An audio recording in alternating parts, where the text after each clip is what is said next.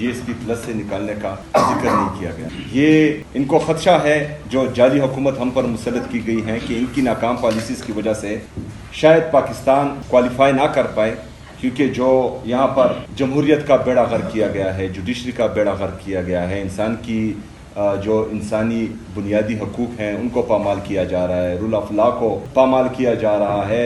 Corruption جو international monitoring fund کی report ہے، IMF کی رپورٹ ہے، 5300 ارب روپے کی وہ رپورٹ کر رہا ہے. اور انوائرمنٹل پروٹیکشن آپ سب نے دیکھا اسلام آباد میں جو اپنی سوسائٹیز کے لیے انہوں نے درخت کاٹے ہیں، تو یہ ساری ان کی غلطیاں ہیں.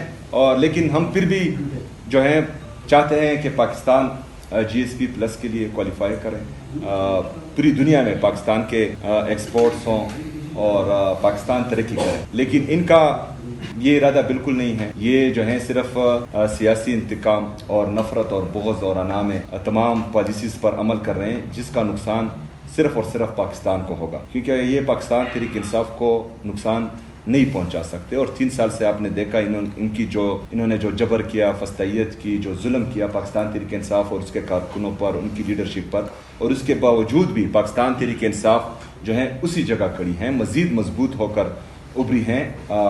تو یہ ان کی خام خیالی ہیں. تو بہرحال یہ آپ سب کو بتانا ضروری تھا.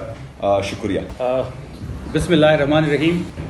CM سہیل آفریدی صاحب نے بڑے مدلل انداز میں اس کے ذریعے معاشرے کے مخصوص طبقات کو غیر انسانی بنا کر خاموش کیا جا رہا ہے. میرے والد عمران خان تقریباً 1000 دنوں سے قید میں ہیں. وہ ایک ایسے نظام کا بنیادی ہدف بن چکے ہیں جو اختلاف رائے کو سیاسی اختلاف نہیں بلکہ ایک ایسا جرم سمجھتا ہے جسے ہر صورت کچل دینا چاہیے. میں نے اپنے والد کو 3 سال سے زائد عرصے سے نہیں دیکھا. انہیں قید تنہائی میں رکھا گیا ہے، ایسی کال کوٹری میں جو سزائے موت کے قیدیوں کے لیے مختص ہے. اقوام متحدہ کے ماہرین خبردار کر چکے ہیں کہ یہ غیر انسانی حالات اذیت کے زمرے میں آتے ہیں. یہ محض غفلت نہیں بلکہ ایک سوچا سمجھا ظلم ہے جس کا مقصد ایک انسان سے اس کی عزت نفس چھین لینا ہے. یہ عدم برداشت صرف انہی تک محدود نہیں. پاکستان نے توہین مذہب کے قوانین کو مزید سخت کرتے ہوئے عمر قید تک کی سزائیں نافذ کی ہیں اور شہریوں کو دہشت گرد قرار دے کر نفرت کی فضا کو فروغ دیا جا رہا ہے. ہم اس کونسل اور OHCHR سے مطالبہ کرتے ہیں کہ وہ پاکستان پر زور دے کہ وہ فوری طور پر اس ظلم و ستم کا خاتمہ کرے. پاکستان کو اقوام متحدہ کی ورکنگ گروپ کی رائے پر عمل کرنا ہوگا اور میرے والد سمیت تمام سیاسی قیدیوں کو رہا کرنا ہوگا.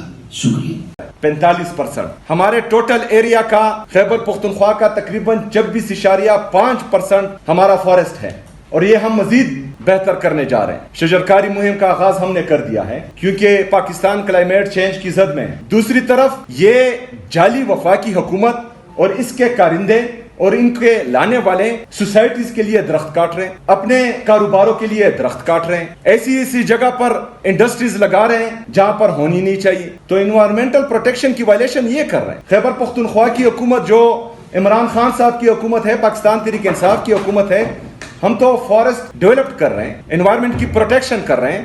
جتنا ہمیں ضرورت ہے فارسٹ کی اس سے زیادہ ہم پاکستان کو دے رہے ہیں. خیبر پختونخوا کو جتنا ضرورت ہے یا جتنا ہم وہاں پر انوائرمنٹل پروٹیکشن کے لیے جو سٹینڈرڈ درکار ہوتا ہے اس سے زیادہ ہم فارسٹ پروڈیوس کر رہے ہیں پاکستان کے لیے، پاکستان کی خاطر، پاکستانیوں کے لیے. لیکن یہ جو ہے درخت کاٹ رہے ہیں اپنی سوسائٹیز کے لیے، اپنے جو ہیں پیسوں کے لیے. تو انوائرمنٹل پروٹیکشن کی وائلیشن یہ لوگ کر رہے ہیں، پاکستان تحریک انصاف نہیں کر. پھر اس میں ایک اور رول ہے کہ کرپشن نہیں ہونی چاہیے اس ملک میں. اچھا، یہاں پر پہلے تو انہوں نے دھاندلی کی، اس دھاندلی پر رپورٹ آئی جو ابھی تک دبی ہوئی. دوسرا، کرپشن پر IMF نے رپورٹ کیا ہے، یہ ہمارا رپورٹ نہیں ہے، IMF نے رپورٹ کیا ہے کہ انہوں نے 5300 ارب روپے کی کرپشن کی ہے. تو یہ قاسم خان صاحب نے کی ہے کہ یہ جو جعلی مسلط حکومت ہے اس نے کی. تو GSP+ کے جتنے بھی رولز اینڈ ریگولیشن ہیں جو آپ کو اہل کرتے ہیں کہ آپ ان کے ساتھ ٹریڈ کریں، ان سب کی وائلیشن جو ہیں وہ یہ لوگ کر رہے ہیں جو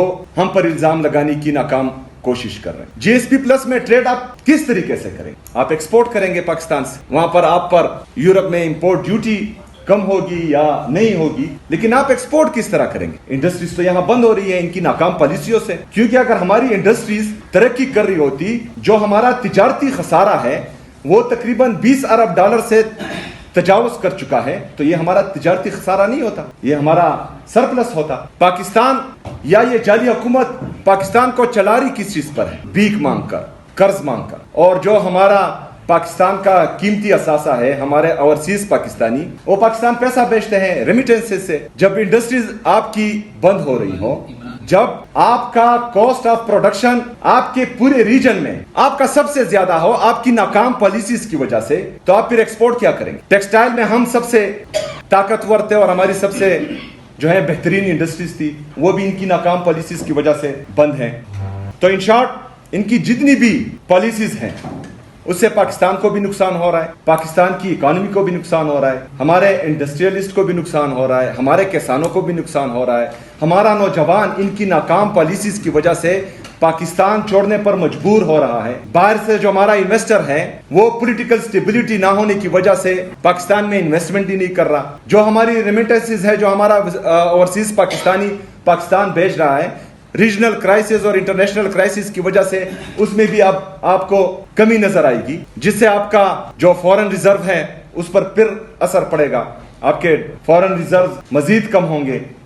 तो इन सारी चीजों को जो है सिर्फ पाकिस्तान तरीके इंसाफ पर डालने की नाकाम कोशिश थी। ये इस प्रेस कॉन्फ्रेंस से या जो मुद्दा उठाया गया है इनकी तरफ से, जिसका जिक्र भी इमरान खान साहब के बेटे कासिम खान ने बिल्कुल किया ही नहीं है, ये सिर्फ अपने आप को कवर देने के लिए अपनी नाकाम पॉलिसी से जो ये जीएसपी प्लस से पाकिस्तान को खुदा ना ख्वास्ता अल्लाह करे कि ना निकले, लेकिन इनकी जो पॉलिसीज हैं वो पाकिस्तान के मफाद में ना पहले थी, ना अब है, ना इसके बाद होगी, क्योंकि ये यहाँ से फारिग हैं। तो उन पॉलिसीज की वजह से खुदा ना ख्वास्ता पाकिस्तान के निकलने का खतरा है जीएसपी से। अभी आप ये वीडियो मुलाहिजा करें इमरान खान साहब की बेटी की, तो उसके बाद जो है हम बाकी बातें करेंगे। ये भी नीचे कर लेगा।